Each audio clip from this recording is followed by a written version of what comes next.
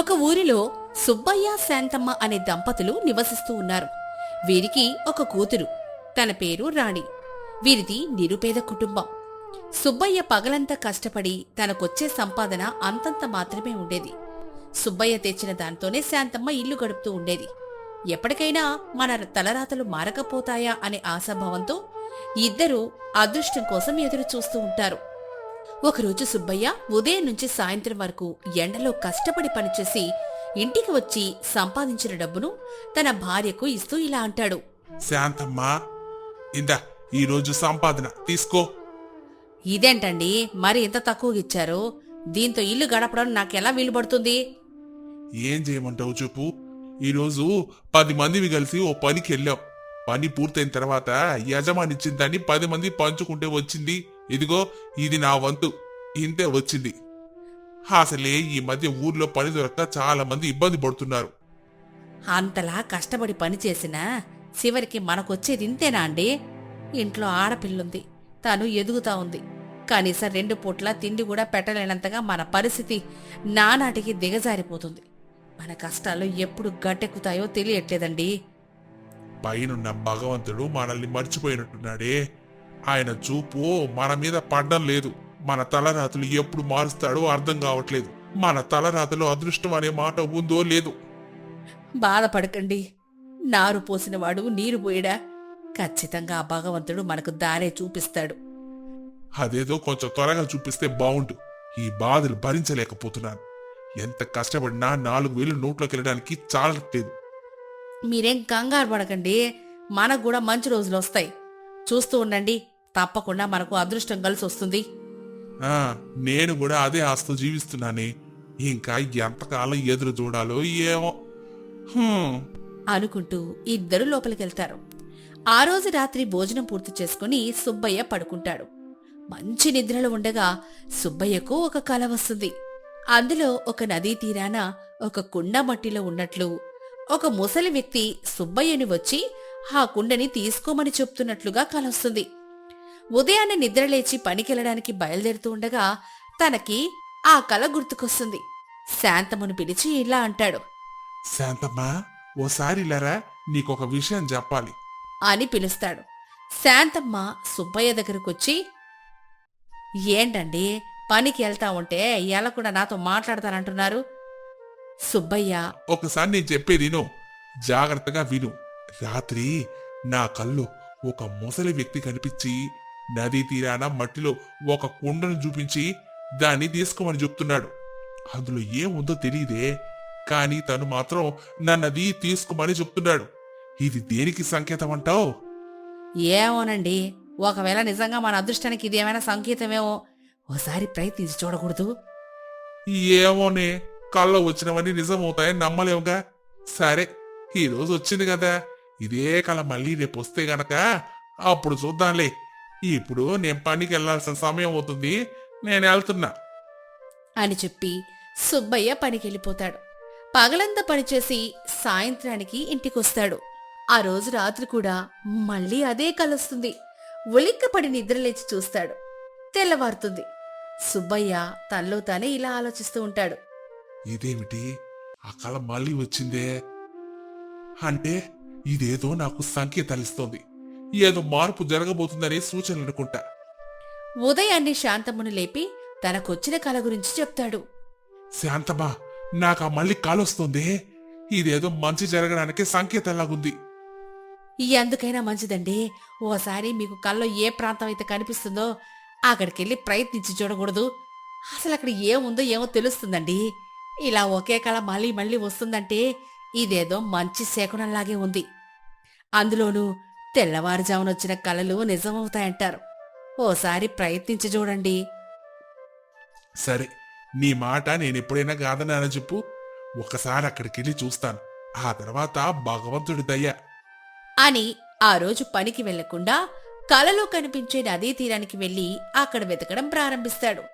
ఉదయం నుంచి సాయంత్రం వరకు నదీ తీరం మొత్తం వెతుకుతూనే ఉంటాడు. తనకు ఏమీ కనిపించదు. ఎండలో తిరిగి తిరిగి విసిగిపోయి ఇంటికి తిరిగి వస్తూ ఉండగా దారిలో ఒక చెట్టు కింద ఒక ముసలి వ్యక్తి కూర్చొనుంటాడు. ఆ ముసలి వ్యక్తి సుబ్బయ్యని చూసి నవ్వుతూ ఇలా అంటాడు. ఏం సుబ్బయ్య, ఉదయం నుంచి ఎండలో కొండ కోసం ఎతికి ఎతికి అలసిపోయినట్టున్నావు. అని అనేసరికి సుబ్బయ్య అతని వైపు చూస్తాడు. సుబ్బయ్యకు కల్లో కనిపించిన ముసలి వ్యక్తి అతనే. అది గుర్తించిన సుబ్బయ్య ఆ ముసలి వ్యక్తి దగ్గరికి వెళ్లి ఇలా అంటాడు.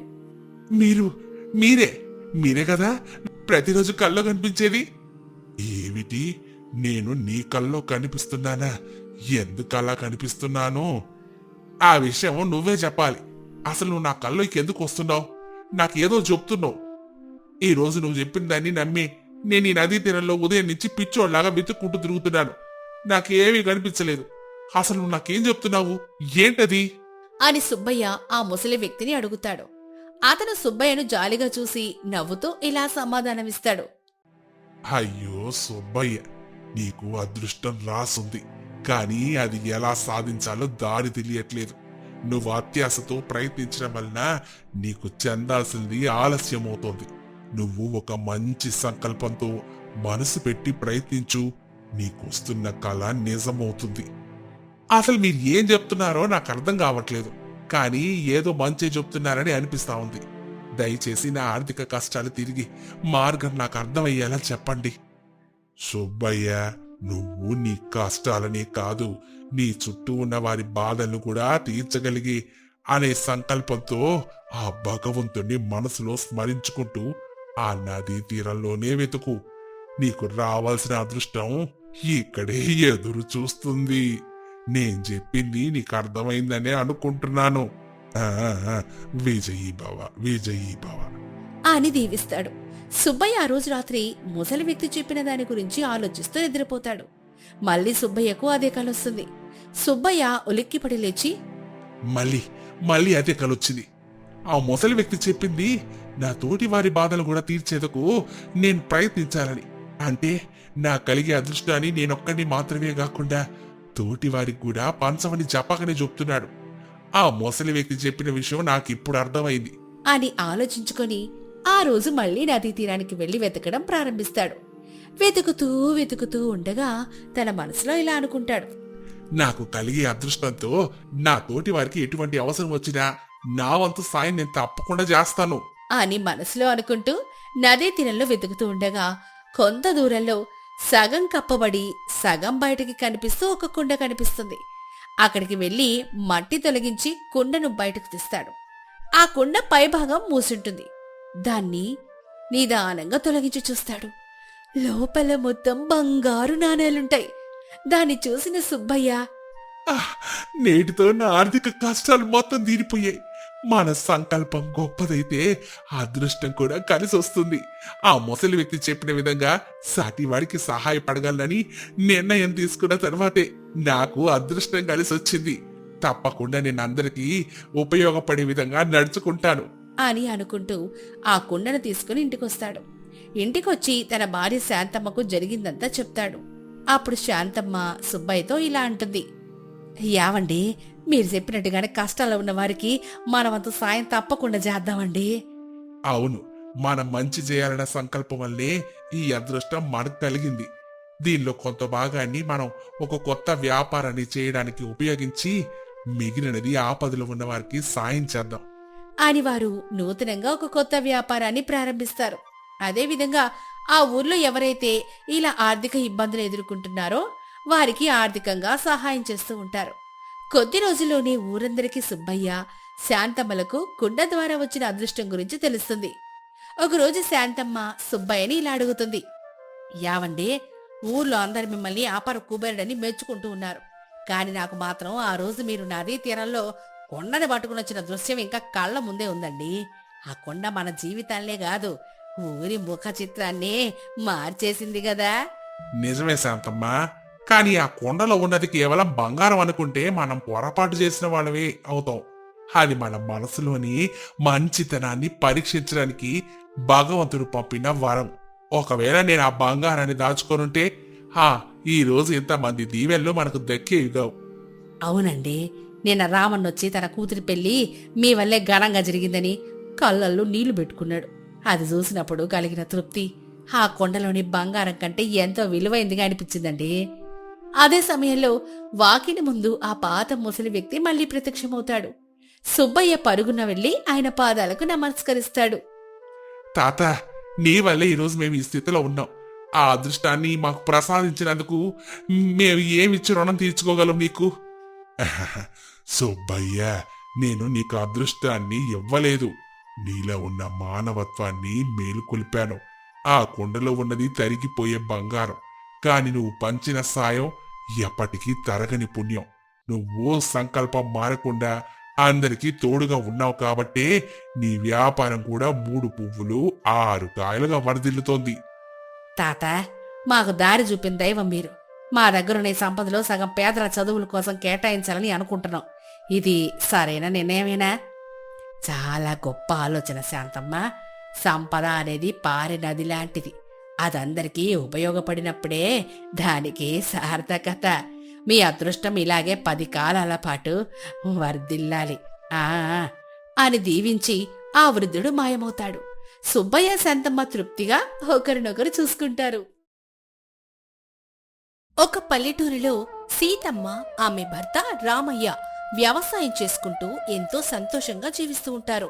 వాళ్ళకి గోపాలని ఒకే ఒక్క కొడుకు. గోపాల్కు పుస్తకాల చదువు అబ్బకపోయినా వ్యవసాయంలోనూ లోకజ్ఞానంలోనూ ఎంతో అనుభవం సంపాదించాడు. సీతమ్మ సొంత అన్నయ్య కృష్ణయ్య. కృష్ణయ్య చెల్లెలి సాయంతో పట్టణానికి వెళ్లి అక్కడ పెద్ద ధాన్యం వ్యాపారిగా ఎదిగాడు. కృష్ణయ్య భార్య కాంతమ్మ, వాళ్ల ఒకే ఒక్క కూతురు రాధ. కాంతమ్మకు పట్టణపు ఆడంబరాలు, సిరి సంపదలు అంటే ఎంతో గర్వం. పల్లెటూరి వాళ్ళంటే కాస్త చులకన భావం ఉండేది. ఒకరోజు కృష్ణయ్య తన సొంత చెల్లెలు సీతమ్మను చూడ్డానికి పల్లెటూరుకొస్తాడు. అన్నయ్య, ఎంత వింత! ఎన్నాళ్ళైంది నిన్ను చూసి. పట్టణంలో నీ వ్యాపారం ఎలా నడుస్తోంది? వదినమ్మ, మన రాతమ్మ ఎలా ఉన్నారు? రా కూర్చో, మంచినీళ్ళు తెస్తానుండు. అంత క్షేమమే చెల్లమ్మా. నీ ఆశీర్వాదం, నువ్వు చేసిన త్యాగం వల్ల వ్యాపారం చాలా లాభాలు నడుస్తోంది. కాంతమ్మ, రాధ కూడా ఎంతో సంతోషంగా ఉన్నారు. రాధ చదువు కూడా పూర్తయింది. బావగారెక్కడా? నా మేనల్లుడు గోపాల్ పొలానికి వెళ్ళాడా? అవునన్నయ్య, నీ బావగారు గోపాలిద్దరూ పొలం పనులకెళ్లారు. వాడికి వ్యవసాయం అంటేనే ప్రాణం అనుకో. ఎంత కష్టమైనా పనైనా సరే చిరునవ్వుతో చేసేస్తాడు. వాడికి బడి చదువు రాకపోయినా మట్టిని నమ్ముకున్న మంచి మనిషి అన్నయ్యా. వాడు బంగారం చెల్లెమ్మా. నీ పెంపకం అలాంటిది. చిన్నప్పుడు నా వ్యాపారానికి పెట్టుబడి లేక నేను బాధపడుతుంటే నీ మెడలో నగలు తీసిచ్చి నన్ను పట్నం పంపావు. నీ రుణం నేను ఎన్ని జన్మలెత్తినా తీర్చుకోలేను. అదేంటన్నయ్య అలా అంటావు? నువ్వు నా సొంత అన్నయ్యవి, నా రక్తాన్ని పంచుకు పుట్టినోడివి. నువ్వు బాగుంటే నేను బాగున్నట్టేగా. నీ ఎదుగుదల చూసి ఈ చెల్లెలు మురిసిపోతుందన్నయ్య. ఇంతకీ హఠాత్తుగా ఎలాంటి కబుర్లు లేకుండా వచ్చావేంటి? నీతో ఒక ముఖ్యమైన విషయం మాట్లాడాలని ఎప్పటి నుంచో అనుకుంటున్నాను చెల్లెమ్మా. మన 2 కుటుంబాలు విడిపోయి ఎక్కడో ఉంటున్నాం. ఈ అన్నా చెల్లెళ్ళ బంధం ఇలాగే కలకాలం నిలవాలంటే ఓ దారుంది. నా కూతురు రాధమ్మను నా మేనల్లుడు గోపాల్కిచ్చి వివాహం చేస్తే ఎలా ఉంటుందని నా ఆలోచన. అన్నయ్య, ఏంటి నువ్వు మాట్లాడుతున్నది? నువ్వు పట్నంలో లక్షాధికారివి. మేమేమో మట్టి పిసిగితే గాని పూట గడవని రైతులం. అంతస్తుల్లోనూ ఆచారంలోనూ మనకు చాలా వ్యత్యాసం ఉందన్నయ్య. నీ కూతురు పట్నంలో మహారాణిలా పెరిగింది. ఈ పల్లెటూరు కష్టాలు పడగలదా? డబ్బు ఈ రోజు ఉంటుంది, రేపు పోతుంది చెల్లెమ్మా. కాని నా మేనల్లుడుకున్న కల్మషం లేని మనసు ఎక్కడ దొరకదు. నా కూతుర్ని వాడి చేతిలో పెడితే నా కూతురు మహారాణిలా ఉంటుంది. నేను వెంటనే అంగీకరిస్తున్నాను. కానీ కాని ఏంటనయ్యా? వదినమ్మ ఒప్పుకోదేమనని నీ భయమా? నాకు తెలుసు, వదినమ్మకి పట్నం ఆడంబరాలంటే మక్కువ. గోపాల్ చదువుకోలేదని పల్లెటూరి వాడని ఏమైనా అంటుందేమో. ఈ సంబంధం వద్దన్నయ్యా. అనవసరంగా మీ ఇంట్లో గొడవలొద్దు. నా చెల్లెలి కొడుక్కి నా కూతురునిచ్చుకునే హక్కు నాకు లేదా? నువ్వు నా పైన భారం వదిలేయి. నా కూతురు అదృష్టం ఇక్కడే ఉంది. నేనెళ్ళి కాంతమ్మను ఒప్పిస్తాను. అలా చెప్పి కృష్ణయ్య పట్టణానికి చేరుకొని తన భార్య కాంతమ్మతో ఈ విషయం ప్రస్తావిస్తాడు. అక్కడే ఉన్న రాధ కూడా ఆ మాటలు వింటుంది. ఏంటి మీరనేది నిజమేనా? నా కూతుర్ని మీ చెల్లెలి కొడుక్కి పల్లెటూరి మోటు వాడికిచ్చి పెళ్లి చేయాలా? నా కూతురు ఎంతో గొప్ప చదువులు చదివింది. పట్టు చీరలు కట్టి పట్టణంలో మహారాణిలా తిరుగుతోంది. అలాంటిది ఆ మట్టి పిసికేవాడికి, అక్షరం ముక్కరాని వాడికి ఇస్తానంటారా? నా వల్ల కాదు. నేనెట్టి పరిస్థితిలో ఒప్పుకోను. కాంతమ్మా, కాస్త నెమ్మదిగా మాట్లాడు. వాడు నా సొంత మేనలుడు. నా చెల్లెలు పెట్టిన భిక్ష వల్లే మనం ఈరోజు ఈ పట్టు బట్టలు కడుతున్నాం, ఈ మేడల్లో ఉంటున్నాం. నా చెల్లెలు నగిలమ్మిస్తేనే నేను ఈ వ్యాపారం మొదలెట్టాను. నా చెల్లెలు అడక్కపోయినా ఈ సంబంధం నేనే కలుపుకుందాం అనుకుంటున్నాను. గోపాల్ చదువుకోకపోవచ్చు, కానీ వాడి గుణం బంగారమే. గుణం ఉంటే కడుపు నిండుతుందా అండి? రేపొద్దున మన బంధువులందరూ ఏమనుకుంటారు? ఇంత పెద్ద వ్యాపారి తన కూతురు ఒక మోటు పల్లెటూరోడికి ఇచ్చి చేశాడని నవ్వరు? వాడికి మన పట్నం పద్ధతులు తెలుసా? మాట్లాడే తీరు తెలుసా? నేను మాత్రం నా కూతురి జీవితం నాశనం చేయలేను. కావాలంటే మీ చెల్లెలకి వేరే ఏదైనా ధన సహాయం చేయండి. డబ్బుతో కొలిచే బంధం కాదే అది. ఆ పల్లెటూరి మోటోడి మట్టిని నమ్ముకొని మనందరికీ అన్నం పెడుతున్నాడు. వాడికి పట్నం పద్ధతులు తెలియకపోవచ్చు గాని మనిషిని మనిషిలో గౌరవించే సంస్కారం తెలుసు. నేను మాటిచ్చాను, రాధా పెళ్లి నా మేనల్లుడు గోపాల్తోనే జరుగుద్ది. అమ్మా, నాన్నగారు చెప్పేది నిజమే. అత్తయ్య గారు లేకపోతే మనకి జీవనమే లేదు. పైగా బావ గురించి నాన్నగారు ఎప్పుడు చెప్తుంటారు, ఆయన చాలా మంచివారు అని. నాన్నగారి మాటకు ఎదురు చెప్పడం నాకిష్టం లేదు. నేను ఈ పెళ్లికి సిద్ధమే అమ్మా. మీ తండ్రి కూతురిద్దరు ఏకమై నా గొంతు కోస్తున్నారు. సరే, మీ కర్మ. మీ ఇష్టం వచ్చినట్టు చేసుకోండి. ఆ తర్వాత ఆ పల్లెటూరి వాడితో వేగలేక బాధపడేది నువ్వే రాధా. ఇరు కుటుంబాల అంగీకారంతో రాధా గోపాల్ వివాహం అత్యంత వైభవంగా పల్లెటూరులోనే జరుగుతుంది. పెళ్లి తర్వాత సంప్రదాయం ప్రకారం మేనలుడు గోపాల్ కొన్ని రోజులు ఉండడానికి భార్యతో కలిసి పట్టణానికి మేనమావింటికి వస్తాడు. అలా ఉండగా భోజనం సమయంలో, ఏమయ్యా అల్లుడు, ఎప్పుడూ ఆ పల్లెటూరు పంచకట్టు తప్ప ఈ పట్నం పద్ధతిలో దుస్తులేసుకోలేవా? మా బంధువులు ఎవరైనా చూస్తే ఏమనుకుంటారు? కొంచెం కూడా నాగరికత లేదు. కనీసం కుర్చీలో కూర్చొని తినడం కూడా రాదా? నేల మీద కూర్చుంటావేంటి? అత్తయ్య గారు, నా కట్టుబొట్టంతా ఈ నేల తల్లి నేర్పిందే. ప్యాంట్లు చొక్కాలేసుకుంటే ఆడంబరంగా ఉండొచ్చేమో కానీ పంచకట్టులో ఉన్న స్వేచ్ఛ గౌరవం అందులో ఉండవు. పైగా నేల మీద కూర్చొని తింటే మనకు అన్నం పెట్టి ఆ నేల తల్లిని గౌరవించినట్టు ఉంటుందని మా అమ్మగారు నాన్నగారు చెప్పారు. అబ్బో, మాటలకు మాత్రం ఏం తక్కువ కాదు. అయినా నీకే చదువు ఉందని ఇంత గొప్పగా మాట్లాడుతున్నావు? మా వ్యాపార లెక్కలు ఒక్కసారి చూస్తే నీ తల తిరిగిపోతుంది. నీకు తెలిసింది ఆ మట్టి, ఆ నాగలి, అంతే. కాంతమ్మా, మేనల్లుని అలా అనడం తప్పు. వాడికి చదువు రాకపోవచ్చు కానీ వాడి మాటల్లో ఎంత అర్థం ఉందో ఆలోచించు. పర్వాలేదు మావయ్య గారు, ఆ అత్తయ్య గారు అన్న దాంట్లో తప్పే ఉంది. నాది పుస్తకాల చదువు కాదు, పొలం గట్ల మీద ప్రకృతి నేర్పిన చదువు. ఈ మట్టి వాసనలోనే నేను లోకాన్ని చదివాను. వ్యాపార లెక్కలు తెలియకపోవచ్చు కానీ మనుషుల మనసులు ఎలా చదవాలో నాకు బాగా తెలుసు అత్తయ్య. ఏ కాలానికి ఏ పంట వేయాలో, ఏ మబ్బు పడితే ఎలాంటి వర్షం కురుస్తుందో ఆకాశాన్ని చూసి చెప్పగలను. సరేలే, వదరక భోజనం చెయ్యి. నీకు మా పట్నం వంటలు పడతాయో లేదో, అన్నీ ఈ పట్నంలో దొరికే ఖరీదైన దినుసులతోనే చేసిన వంటలివి. ఇలా కాంతమ్మ పదే పదే అల్లుండి చులకన చేస్తూ ఉంటుంది. గోపాల్ ఎంతో ఓపిగ్గా నవ్వుతూనే సమాధానాలు చెప్తుంటాడు. ఆ మరుసటి రోజు కృష్ణయ్య ఇంటికి ఎంతో ఆందోళనగా కన్నీళ్లు పెట్టుకుంటూ వస్తాడు. ఏవండి, ఏమైంది? ఎందుకలా కంగారు పడుతున్నారు? ముఖమంతా అలా పాలిపోయిందేంటి? మనం నిలువన మునిగిపోయాం కాంతమ్మ. మన వ్యాపారం అంతా నాశనం అయిపోయింది. మనం ఇక రోడ్డున పడాల్సిందే. కొండలు బాదుకునే మాటలు చెప్పకండి. అసలు ఏమైందో వివరంగా చెప్పండి. మనకి అంత పెద్ద కష్టం ఏమొచ్చింది? ఈ రోజు ఉదయం మన పక్కూరి పెద్ద వ్యాపారి సుబ్బారావు లేడు, ఆ దగ్గర నుంచి 5,000 బస్తాల సన్నం బియ్యం కొనడానికి ఒప్పందం చేసుకున్నానే. సుబ్బారావు నా ముందు కొన్ని బస్తాలు తెచ్చి చూపించాడు. అందులో ఎంతో అద్భుతమైన కొత్త సన్నం బియ్యం ఉన్నాయి. 1,00,000 వరహాలు ఇస్తానని ఒప్పందం పత్రం మీద సంతకం కూడా చేశాను. అయితే ఏమైందండి? సన్నబియ్యం వస్తే మన దుకాణంలో లాభానికి అమ్ముతాం కదా. అక్కడే మోసం జరిగింది.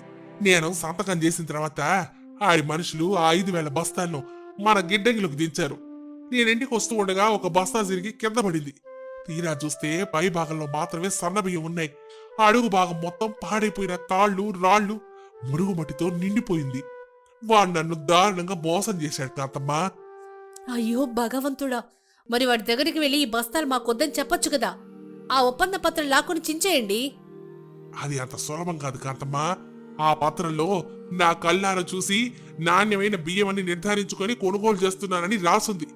దాని మీద నా సంతకం కూడా ఉంది. రేపు ఆ పత్రం తీసుకొని మన ఊరి పెద్ద మనుషుల దగ్గరికి వెళ్తే నాదే తప్పు అవుతుంది. నేను ఆ 1,00,000 వరహాలు చెల్లించకపోతే మన ఇల్లు, దుకాణం అన్ని వాడి వశం అయిపోతాయి. నా పరువు, ఆస్తి అంతా పోయినట్టే. అప్పుడు కాంతమ్మ బోరున విలిపిస్తుంది.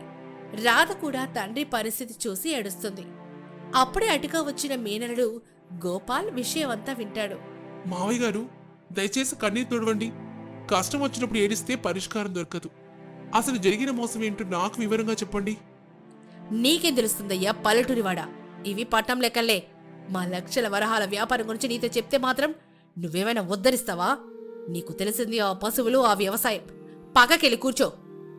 అమ్మా, ఆయన మన ఇంటి అల్లుడు, నా మేనత్త కొడుకు. కష్టంలో ఉన్నప్పుడు ఆయన సాయం తీసుకుంటే తప్పే ఉంది. దయచేసి ఆయన్ని అవమానించకు. పర్వాలేదు రాదా. మావయ్య గారు, ఆ ఒప్పందం పత్రం ఎలా ఉంటుందో, అందులో ఏముందో నాకు ఒకసారి చెప్పండి. అల్లుడు, అందులో ఈ సంవత్సరం పడిన కొత్త సన్న బియ్యం 5,000 బస్తాలు నేను చూసి తీసుకున్నానని రాసుంది. సుబ్బారావు చాలా కపట బుద్ధి గలవాడు. వాడు నా కళ్ళ ముందుంచి మంచి బియ్యం నుంచాడు. మిగతావన్నీ పాతబడిపోయినా రాళ్ళు కలిపిన బస్తాలు పంపాడు. నేను ఆ పత్రం ప్రకారం వాడికి 1,00,000 వరహాలు ఇవ్వాలి, లేకుంటే నా ఆస్తి లాగేసుకుంటాడు. మావయ్య గారు, నేనెళ్ళి మన గిడ్డంగిలో ఉన్న పాత బస్తాలు ఒకసారి చూసొస్తాను. మీరేం ఆందోళన పడకండి. మనకి ఏ నష్టం రాదు. మీ చెల్లెలి కొడుకు మీద మీకు నమ్మకం లేదా? అలా అంటూ గోపాల్ గిడ్డంగికి వెళ్లి బస్తాలను క్షుణ్ణంగా పరిశీలిస్తాడు. ఆ బియ్యంలో ఉన్న రాళ్లను, మట్టిని చేతిలోకి తీసుకుని వాసన చూస్తాడు. ఒక చిరునవ్వు నవ్వి వెంటనే కృష్ణయ్య దగ్గరకు వస్తాడు. మావయ్య గారు, మీరేం భయపడకండి. ఆ సుబ్బారావు గారిని మన గిడ్డంగి దగ్గరికి రమ్మని చెప్పండి. అలాగే పట్టణంలోని పెద్ద మనుషులు కూడా అక్కడికే పిలవండి. ఆ 1,00,000 వరహాల డబ్బులు మనం ఒక్క కాసు కూడా ఇవ్వనవసరం లేదు. వాడు రాసిచ్చిన ఒప్పందం పాత్రమే వాడి పాలిట ఉరితాడవుతుంది. ఏమయ్యా అల్లుడు, ఇది నీ పల్లెటూరి నాటకం కాదు. పెద్ద మనుషులు వస్తే మన పరువే పోతుంది. నా భర్త సంతకం చేసిన పత్రం వాడి దగ్గరుంటే మనమెలా గెలుస్తాం? అత్తయ్య గారు, పుస్తకాలు చదువు మోసపోవచ్చేమో కానీ అనుభవం నేర్పిన జ్ఞానం ఎప్పుడు మోసపోదు. నా మీద నమ్మకం ఉంచి ఆ పెద్ద మనుషుల్ని పిలవండి. అలా అనగానే కృష్ణయ్య గిడ్డంగి దగ్గరకు సుబ్బారావును, పెద్ద మనుషుల్ని పిలిపిస్తాడు. అందరూ అక్కడ సమావేశమవుతారు. ఏంటి కృష్ణయ్య, అప్పుడే 1,00,000 వరహాలు సిద్ధం చేశావా ఏంటి? పెద్ద మనుషులు కూడా పిలిచావు. మంచి బియ్యం కొన్నావు. లాభాలు మూట కట్టుకో. నా డబ్బు నాకు ఇవ్వు. ఇదిగో నువ్వు సంతకం చేసిన పత్రం. అయ్యా సుబ్బారావు గారు, నమస్కారం. నేను కృష్ణయ్య గారి మేనల్లుణ్ణి, ఆయన ఇంటి అల్లుణ్ణి. పల్లెటూరి వాణ్ణి, నాకే చదువు రాదు. నాకొక చిన్న సందేహం. ఈ పత్రంలో మా మావయ్య గారు కొత్తగా పండిన సన్న బియ్యం కొన్నారని రాశారు కదా, మరి మీరు పంపినవి ఆ కొత్త బియ్యమేనా? అందులో సందేహమేముంది? ఈ పట్టణంలో నాకంటే నిజాయితీ పరుడు ఎవరున్నాడు? అవన్నీ ఉదయం కళ్ళల్లోంచి తెచ్చిన కొత్త సన్నబియ్యమే. పెద్ద మనుషులు గారు, దయచేసి 2 బస్తాలు నేల మీద కుమ్మరించండి. ఈ పట్టపు వ్యాపారి గారి నిజాయితీ ఏమిటో మీకే తెలుస్తుంది. అలా అనగానే పనివాళ్లు బస్తాలు నేల మీద కుమ్మరిస్తారు.